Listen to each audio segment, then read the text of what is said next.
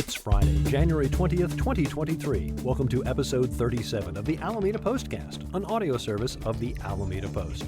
I'm your host, Scott Beeler. In this edition, a split city council adopts a plan to continue the electrification of Alameda. Wetlands reclamation at Alameda Point hits a roadblock and people have questions. Our recent rains set records. Get to know our new city manager. When it comes to rock and roll, the kids are indeed all right. Our grand old ladies are losing a trusted friend. And the old Raiders facility on Bay Farm Island heads to auction. These stories and more on this episode of the Alameda Postcast. Our top story, this past Tuesday, the City Council adopted the Equitable Building Decarbonization Plan, an 8-year strategy to shift existing buildings from natural gas to all-electric power. The plan is driven by the city's Climate Action and Resiliency Plan, which aims to reduce greenhouse gas emissions by 50% below 2005 levels and achieve carbon neutrality as soon as possible. Currently, 70% of Alameda's greenhouse gas emissions come from transportation, 27% from natural gas use in buildings, and 3% from other sources. In 2021, the council took initial steps toward reducing building emissions by requiring all new developments to be all-electric. In 2022, the city expanded the all-electric requirements to include substantial alterations and additions. The plan has 3 phases: intermediate through 2023, near-term 2024 to 25, and long-term looking ahead to 2030. Among the concerns, the plan attempts to address the impact to low and moderate income households as well as ways of educating the public along the way. As you might imagine, public comment on the topic was mixed, with several public speakers expressing concern about straining the state's electrical grid and questioning whether the city and state's infrastructure was adequate for the additional load. Others applauded the move as a positive step against climate change. Vice Mayor Tony Daysog urged caution, preferring to see how such plans play out in other cities such as Berkeley, which adopted its electrification plan in 2021. Councilmember Trish Herrera Spencer said she supported incentives for electrification but not mandates. Councilmember Tracy Jensen clarified that the plan is not mandating that all buildings be electrified in 8 years, but provides an 8-year work plan by which the city works with the community to reduce carbon emissions from Alameda's building stock. Ultimately, the measure passed 3-2 with Vice Mayor Daysog and Councilmember Herrera Spencer voting no. For full details on the council meeting, see Karen Jensen's article at alamedapost.com/news. Some side notes related to this story. As reported by Dustin Gardner of the San Francisco Chronicle, the Bay Area Air Quality Management District is preparing to vote on a proposal in March that would ban new gas water heaters and furnaces in the area as early as 2027. According to the district, furnaces and water heaters produce more pollution than cook stoves. One of the concerns of a move to electrification is the nature of electrical panels on older buildings, many of which do not include 200-amp panels, which is a level that many electrical engineers say is ideal for a fully electric home. For the complete story, find a link to Dustin's article at alamedapost.com/external. Finally, in some areas of the country, electrification has been criticized as simply moving your tailpipe due to carbon-intensive generation methods like coal. There are 8 states where coal accounts for over 50% of generation, but that is not the case here. Alameda Municipal Power has been supplying a 100% green power mix since January of 2020. Our power comes from a combination of geothermal, wind, landfill gas, and hydropower. For details, visit alamedaamp.com and search clean energy. This is a complicated issue that, dare I say, has lit a fire under people, both pro and con. If you'd like to share your opinion, send an email to editor@alamedapost.com. The ongoing rehabilitation of Alameda Point is a large process with multiple moving parts. One of those parts involved expanding existing wetlands and creating a new regional park. In 2019, 7,000 truckloads of soil were brought to the area as part of a plan to increase the wetlands to 15 acres. That soil is still sitting there where it was dumped. What happened? As contributing ecological writer Richard Bangert reports, the plans were already in place for the creation of the wetlands and park. In 2017, senior health physicist Roger Lupo of the California Department of Public Health noted, quote, "There is a potential of deep-rooted indigenous plant species to rupture the geotextile cover and compromise the overall integrity of the soil cover. Deep-rooted plant species should be avoided to minimize plant uptake of any radionuclides that may remain in the site," end quote. A geotextile cover is essentially a rodent barrier.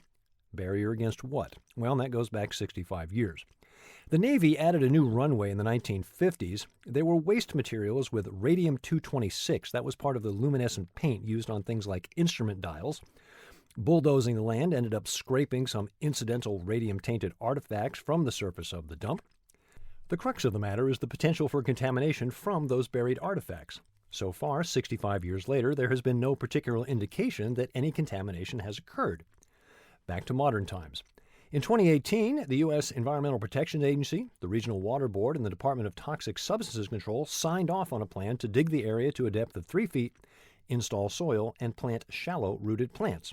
But in July of 2020, Rajiv Mishra, the current supervising health physicist in the California Department of Public Health, told the Navy and other regulators during a meeting that a wetland above any area that might contain radiological material is not allowed, and the project would require more stringent scanning standards.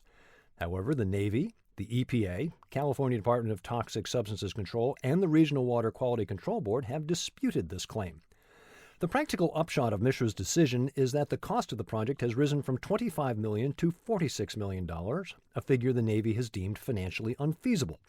As of now, those 7,000 truckloads of soil are scheduled to be spread on top of Site 32 with no wetland creation, and the 15 acres to be recreated elsewhere. But those acres would not be seasonal wetlands. Not only is this a developing story, but there is a great deal of technical information to unpack. Bottom line, a process that was in progress has been stopped, and there is a great deal of disagreement. For full details, including pictures of the affected area, see Richard's article at alamedapost.com/news. It appears we're out of our extended rain spell. The atmospheric rivers have done their thing, and we're headed back to colder, drier weather. Just how much rain did we see? According to the National Weather Service, the official station at Oakland saw 18 1/3 inch of rain from December 26th till January 17th. That's a 23-day record and equivalent to 2/3 of Oakland's annual average. Our own weather station here on Alameda reported similar accumulations with over 5 inches falling on New Year's Day alone. For a while, the city manager's desk here in Alameda was a bit of a revolving door. Finally, things have settled down, and earlier this month, Jennifer Ott was sworn in.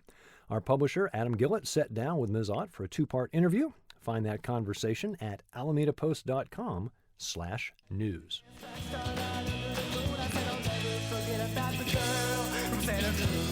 From block parties and the Elks Lodge to a headlining gig at 924 Gilman in Berkeley coming up on the 28th, that's the story of Alameda's Bullfight, a band of local high school seniors who've been playing together since 2nd grade. Their influences include surf, punk, and indie rock. They play an impressive number of originals. Get to know Bullfight at alamedapost.com/features. There you'll find links to their music. It's great stuff. One of the challenges of owning some of the historic homes here on Alameda is where to find replacement items. For years, the go-to store was Berkeley's Omega Salvage. Sadly, after 49 years, the store is closing. The architectural salvage store held many invaluable treasures for owners of vintage homes, but the end is in sight. The store is looking to liquidate as much of the inventory as possible. Now's a good time to head over to stock up on those impossible-to-find items. Details at alamedapost.com/external. More exposure for Alameda's phenomenal food culture. KQED's Check Please will highlight the Alameda Comedy Club, Spinning Bones, and the Park Street Tavern. Details and broadcast times in the January 20th news brief at alamedapost.com/news. Feeling a little cramped in your current residence? Would 100,000 square feet help?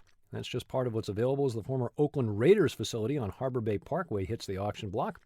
Details and a link to get your bid form in the January 20th news brief at alamedapost.com/news.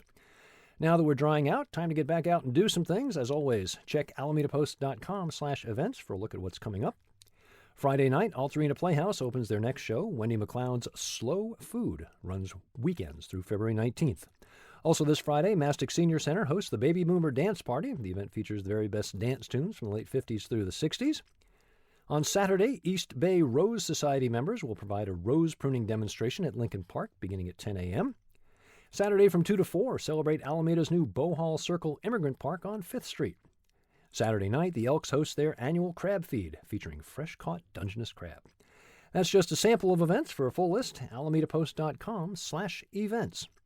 Thank you for supporting nonprofit news for Alameda. See all the benefits of membership at alamedapost.com/memberships. Remember, you can find us on Facebook, Instagram, and YouTube. Find the Postcast wherever you get your podcasts, or simply tell your smart device to play the Alameda Postcast podcast. I'm Scott Peeler. I'll be back next Friday with episode 38 of the Alameda Postcast.